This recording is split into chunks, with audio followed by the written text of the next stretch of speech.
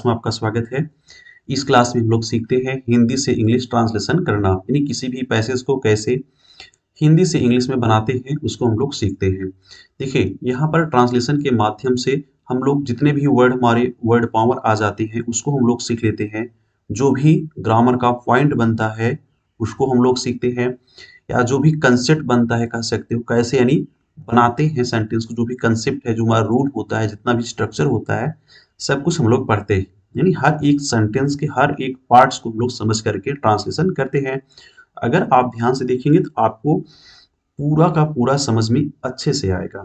ठीक है, चलिए सोचने से नहीं करने से होगा किसी भी चीज को। ठीक है, अगर आप बार बार ट्रांसलेशन करेंगे तो कन्फर्म है आपको कुछ न कुछ समय बाद लगभग आ जाएगा ट्रांसलेशन। चाहे आप किसी भी पर्सपेक्टिव से देखो एग्जाम में, हर पर्सपेक्टिव से इम्पोर्टेंट है, चाहे आंसर क्वेश्चन लिखना हो, चाहे इससे राइटिंग करना हो, चाहे जो कुछ भी।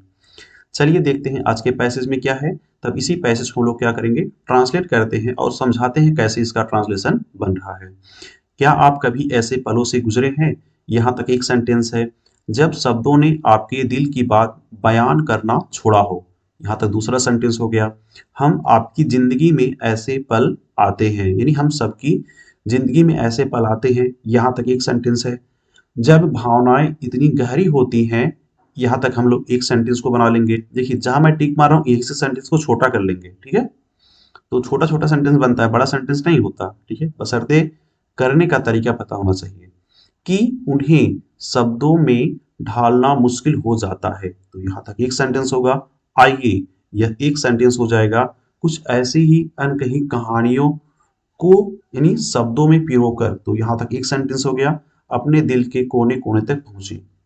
नहीं, जहां पर कोई पंक्चुएशन मिल जा रहा हो, जहां पर सेंटेंस में थोड़ा सा ठहराव आ रहा हो, वहीं से सेंटेंस को क्या कर लेंगे, अलग कर लेंगे, वहीं सेंटेंस को छोटा कर ले रहे हैं। या कोई कंजक्शन मिल जाता है तो वहां से सेंटेंस को छोटा कर लेते हैं। तो यही सेंटेंस नीचे क्रम से लिखा गया है। तो ऊपर जो सेंटेंस है, जो पैसेज है, इसी पैसेज को एक एक सेंटेंस नीचे लिखा गया है, जहां जहां मैं टिक मारा वहीं से अलग करके। क्यों? ताकि यहाँ पर लिख करके अच्छे से समझा सके। ठीक है, चलिए हम लोग समझते हैं पैसेज को। पहला है, करें क्या आप कभी ऐसे पलों से गुजरे हैं? गुजरे हैं इसका मतलब है, अरे गुजरे हैं तो इसका मतलब गुजर चुके हैं ना, गुजर चुके हैं। सेंटेंस किस में है? प्रेजेंट, प्रेजेंट परफेक्ट में है। ठीक, गुजरे हैं मतलब काम हो गया है। और प्रेजेंट परफेक्ट में कौन सा टेंस है? यस नो टाइप है, यस नो टाइप है। कैसे पता यस नो टाइप है, यस नो टाइप सेंटेंस है? तो क्योंकि यस नो टाइप सेंटेंस शुरुआत किससे होती है? WH प्रश्नवाचक शब्द से होती है। क्या से शुरू हुआ है? यह क्या हो जाएगा? Yes no type. और प्रेजेंट परफेक्ट टेंस का स्ट्रक्चर क्या हो जाता है, यानी उसमें यस नो टाइप का स्ट्रक्चर। तो आपको सबसे पहले हैव देखने के लिए मिलता है, उसके बाद क्या मिलता है? सब्जेक्ट मिलता है, उसके बाद वर्ब का थर्ड फॉर्म मिलेगा, उसके बाद अदर वर्ड, यानी जो भी अदर वर्ड होगा उसको लिखा जाता है। यह क्या हो जाता है? प्रेजेंट इंडेफिनिट, यानी प्रेजेंट टेंस का जो है क्या हो गया? स्ट्रक्चर हो गया। ठीक है, और प्रेजेंट इंडेफिनिट मतलब प्रेजेंट टेंस में कौन सा है? यस नो टाइप वाला है ना, प्रेजेंट परफेक्ट में। तो उसका यह स्ट्रक्चर हो गया। तो इसी पर आइए हम लोग बनाते हैं, इसी पर क्या बनेगा हमारा ट्रांसलेशन। तो करें क्या आप कभी ऐसे पलों से गुजरे हैं? तो यहाँ पर सब्जेक्ट क्या है? आप आप सब्जेक्ट है। कैसे पता? देखिए दो तीन तरीका है टेस्ट के सब्जेक्ट को पता करने का। पहला तरीका है कि वह सब्जेक्ट जो एक्शन, जो शब्द काम कर रहा होगा वही क्या है? हमारा सब्जेक्ट है। दूसरा तरीका क्या हुआ? दूसरा तरीका हुआ, जैसे हम लोग जानते हैं किसी भी सेंटेंस के लास्ट में क्या मिलता है? वर्ब मिलता है। वर्ब कहाँ होता है? सेंटेंस के अंत में, हिंदी वाले सेंटेंस में। यानी कोई भी जब देखेंगे, एक चीज और देखिएगा, कोई भी अगर इंग्लिश का सेंटेंस होता है तो उसमें आप देखेंगे सब्जेक्ट वर्ब ऑब्जेक्ट मिलता है। अगर हिंदी का सेंटेंस होता है तो उसमें देखेंगे आप सब्जेक्ट आपको पहले मिलेगा, फिर ऑब्जेक्ट मिलेगा, वर्ब मिलेगा। ये वर्ब कहाँ मिला? लास्ट मिला। तो गुजरा मीन गुजरे हैं, वर्ब कहाँ पर है? हिंदी सेंटेंस में लास्ट में। अगर हम इसी हिंदी के सेंटेंस से, यानी जो वर्ब है उससे हम हु लगाएं उसमें, या हम लोग कह सकते हैं whom, या which, या हम लोग कह सकते हैं व्हाट। यानी अगर इन्हीं सब चारों शब्दों को लगाकर हम प्रश्न करेंगे, जो प्रश्न से उत्तर निकलता है वही हमारा सब्जेक्ट हो जाता है। करें ऐसे पलों से गुजरे हैं, कौन ऐसे पलों से गुजरा है? आप। आप ना। देखिए कौन ऐसे पलों से गुजरा, हो लगाइए, कौन ऐसे पलों से गुजरा है, नहीं आप, तो आप क्या हो जाएगा सब्जेक्ट। तो सब्जेक्ट हमारा क्या हो गया यू। अब यू सिंगुलर है या प्लूरल है, प्लूरल होता है, तो यू अगर प्लूरल है तो उसके साथ क्या आएगा हैव, क्या आएगा हैव, नहीं हैव यू, क्या लिखे हम लोग हैव यू। उसके बाद क्या लिखेंगे गुजरा, मतलब गुजरे हुआ होना, नहीं गॉन थ्रू, यानी किसी चीज से अगर गुजर रहे हैं, यानी जा रहे हैं, सपोज कोई रास्ता है या घर है, कहते हैं मैं उस घर से गुजरा, उस घर से गुजरा। गुजरने के लिए आता है गो थ्रू, गो थ्रू एक फ्रेज हो जाता है, ग्रो गो थ्रू, यानी से होकर के गुजरना। अब लेकिन हमको पता है सब्जेक्ट हम लिख लिए यू, सब्जेक्ट हमारा हो गया यू, तो यू के बाद क्या आएगा वर्ब आएगा, लेकिन वर्ब का कौन सा रूप आएगा, थर्ड ग्रुप आएगा, तो गान थ्रू लिख देंगे, क्या लिख देंगे गान, गो वेंट गान, गान थ्रू, यानी से होकर के गुजरा। नहीं करें क्या आप पलों से गुजरे हो, ऐसे पलों से, पलों मतलब मोमेंट क्षण, तो क्या लिख देंगे through moments,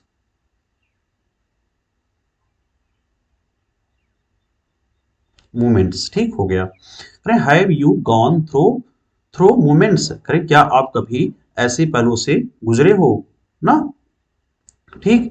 through such moment ऐसे लगा है तो हम लोग एक और लगा देंगे, पलों से गुजरे हो तो हम लोग कह सकते हैं सच मोमेंट ना, सच लगा सकते हैं ऐसे पलों से, ठीक है।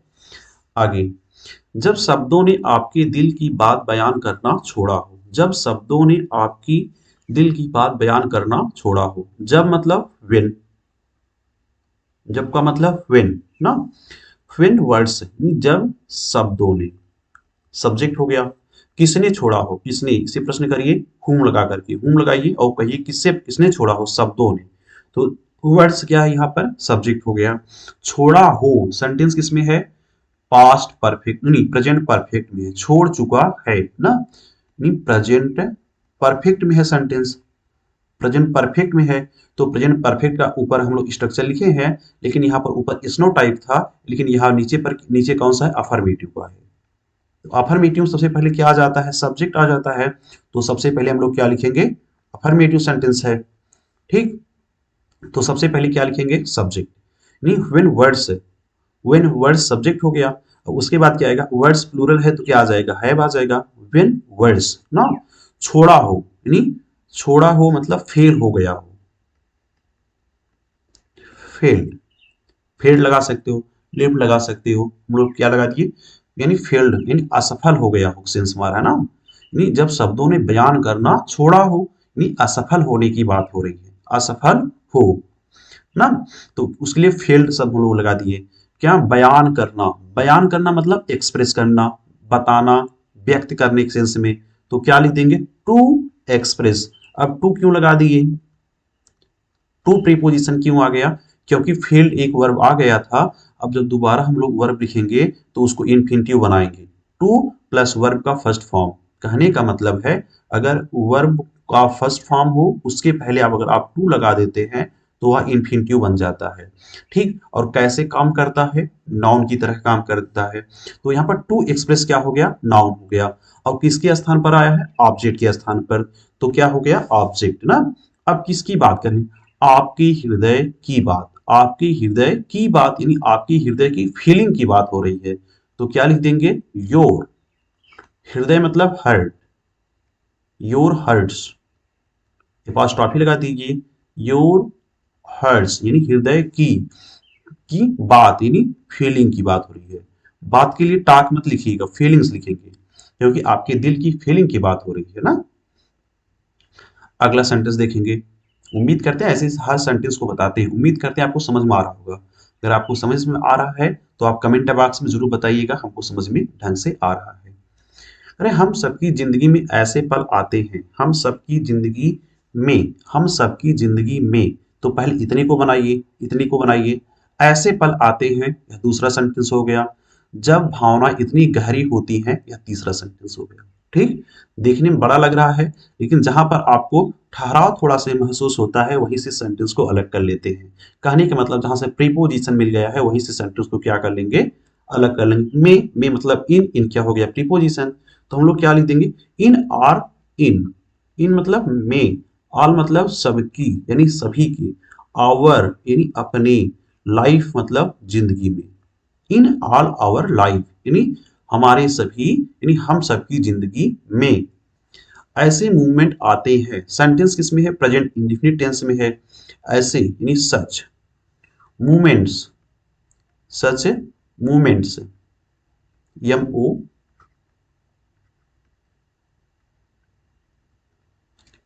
सच मूवमेंट्स, नहीं सच मूवमेंट्स।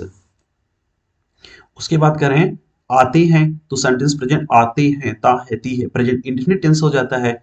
मूवमेंट्स सब्जेक्ट है ना, क्या आता है, क्या आता है यानी व्हाट लगा करके आते में आप ट्राई करेंगे, यानी जो आता वर्ड है इसमें क्या लगाएंगे? व्हाट। व्हाट लगाकर पूछिए क्या आता है, तो जवाब निकलेगा ऐसे मूवमेंट, ऐसे मूवमेंट ना। तो ऐसे मूवमेंट क्या हो जाएगा? सब्जेक्ट हो गया, यानी ऐसे मूवमेंट्स, ऐसे क्षण, ठीक है, ऐसे क्षण। फिर आगे कह रहे हैं आते हैं, तो वर्ब क्या है? आना। आना मतलब कम। वर्ब का कौन सा रूप आएगा? फर्स्ट फॉर्म, क्योंकि सब्जेक्ट प्लूरल है। जब सब्जेक्ट प्लूरल होता है तो यस या यस नहीं लगता, यानी आते हैं ना। आगे कह रहे हैं जब भावना इतनी गहरी होती हैं, गहरी होती हैं ना, यानी व्हेन, जब सब्जेक्ट हो क्या गहरी होती हैं? भावनाएं। तो भावनाएं क्या हो जाएगा? Subject. When emotion, when emotions ना are so deep, are so deep, ठीक, आर सो डीप इतनी गहरी होती, सो डीप मतलब बहुत गहरा, इतनी गहरी होती है। सेंटेंस किस में है? प्रेजेंट सिंपल प्रेजेंट टेंस में। अगर की का मतलब दैट, की का मतलब दैट इन्हें उन्हें शब्दों में ढालना मुश्किल हो जाता है, उन्हें शब्दों में ढालना, उन्हें मतलब यानी जो भावनाओं की बात हो रही। अब भावनाओं नॉन नॉन लिविंग है, तो नॉन लिविंग के लिए कौन सा प्रोनाउन आ जाता है? इट आ जाता है ना, इट। इट हो जाता है, सेंटेंस किसमें है? प्रेजेंट इंडेफिनिट टेंस में। प्रेजेंट इंडेफिनिट टेंस का स्ट्रक्चर क्या हो गया? सब्जेक्ट हो गया, वर्ब हो गया, वर्ब में क्या लग जाता है? यस या यस, अगर सब्जेक्ट सिंगुलर है तब, उसके बाद अदर वर्ड या फिर ऑब्जेक्ट, जो भी आप लोग कहते हैं, ठीक। सब्जेक्ट हो गया इट। इट क्यों आया? क्योंकि उन्हें उन्हें शब्दों में ढाला, उन्हें मतलब भावनाओं को, भावना या प्लूरल, भावनाएं क्या है? निर्जीव कोई चीज है, कोई थिंग्स है, कोई बात है, तो बात के लिए कौन सा आता है प्रोनाउन? इट आता है, तो उन्हीं के लिए क्या लिखेंगे? इट। इट हो जाता है मतलब होना मतलब बिकम, बिकम, लेकिन हो जाता है इट सिमिलर होता है तो क्या लिखेंगे? बिकम्स, यानी क्रिया में क्या लग जाएगा? यस या यस ना, यानी इट बिकम्स या हो जाता है, मुश्किल हो जाता है, यानी डिफिकल्ट हो जाता है, डिफिकल्ट हो जाता है। किस लिए? नहीं, शब्दों में ढालना, ढालना मतलब मोल्ड करना, टू मोल्ड, टू मोल्ड यानी शब्दों में ढालना। मोल्ड क्या है? क्रिया है, टू लगा तो क्या बन गया? इन्फिनिटिव बन गया, तो कैसे काम कर रहा है? नाउन की तरह ना, नाउन की तरह काम कर रहा है। और यहाँ पर कैसे प्रयोग किया गया है? ऑब्जेक्ट के रूप में। ऑब्जेक्ट के स्थान पर नाउन प्रोनाउन आ सकता है। टू मोल्ड मतलब, टू मोल्ड मतलब ना, टू मोल्ड, उन्हें, उन्हें मतलब देम, यानी उन्हें देम किसमें? शब्दों में, यानी इनटू, इनटू वर्ड्स, यानी शब्दों में, ठीक। It becomes difficult to mould them into words, मतलब इन्हें शब्दों में ढालना कठिन हो जाता है। इनटू प्रीपोजिशन क्यों आया? क्योंकि शब्दों में की बात हो रही है, किसी चीज के अंदर जाने की बात हो रही है। आइए, आइए का मतलब कम, आइए का मतलब क्या हो गया? कम, कम आइए। उसके बाद कामा लगाइए। कुछ ऐसी ही अनकहानियों को शब्दों में पिरोकर, कुछ ऐसी ही अनकही कहानियों को शब्दों में पिरोकर, इतना एक सेंटेंस है। किसे पिरोकर? पिरोकर क्या है? क्रिया है, तो कहें किसे पिरोकर? कुछ ऐसी कहानियों को, तो हम लोग क्या लिख देंगे? सम ऑफ दीज, दीज मतलब ऐसी, अनकही मतलब untold, untold, untold stories, story का मतलब कहानीज, यानी कहानियों है तो स्टोरीज लिखेंगे, स्टोरीज ना। कहानियों को पिरोकर, पिरोकर, पिरोकर इसका मतलब वीव, यानी वीव। अच्छा, सेंटेंस किसमें था? प्रेजेंट इंडेफिनिट टेंस में है, ठीक है। स्टोरीज प्लूरल नाउन है तो वर्ब का कौन सा फॉर्म आया, फर्स्ट फॉर्म आया। यह वर्ब का कौन सा फॉर्म है, फर्स्ट फॉर्म है। स्टोरीज क्या है, सब्जेक्ट है, यानी पिरोग कर। ठीक है, अपने दिल के कोने तक पहुंचे, अपने दिल के कोने कोने तक पहुंचे। ठीक है, यानी आगे क्या लिखेंगे, और मतलब एंड ना, प्रत्येक कोने, यानी कोने कोने तक बात हो रही है, इसका मतलब प्रत्येक कोने की बात हो रही है, तो हम लोग क्या लिख देंगे, every corner, every corner, every corners, every corners यानी प्रत्येक कोने तक, कहाँ के, अपने हृदय के, of our heart, of our hearts यानी अपने हृदय के कोने कोने तक पहुंचे। ठीक है, एक मिनट, एंड रीच, क्रिया छोटी है, पहुंचे, पहुंचे भी वर्ड है ना जिसमें, तो एक काम करिए, एंड रीच, रीच का मतलब पहुंचे। ठीक है, एंड रीच और पहुंचे, every corners of our heart यानी अपने हृदय के प्रत्येक कोने तक पहुंचे। क्रिया देखिए लास्ट में पहुंचे क्रिया है ना, तो क्रिया क्या आएगा, रीच। एंड आया, तो इस रीच का क्रिया का यानी सब्जेक्ट कहां पर है, यहां पर है, सम ऑफ दीज अनटोल्ड स्टोरीज ना, यहां से। ठीक है,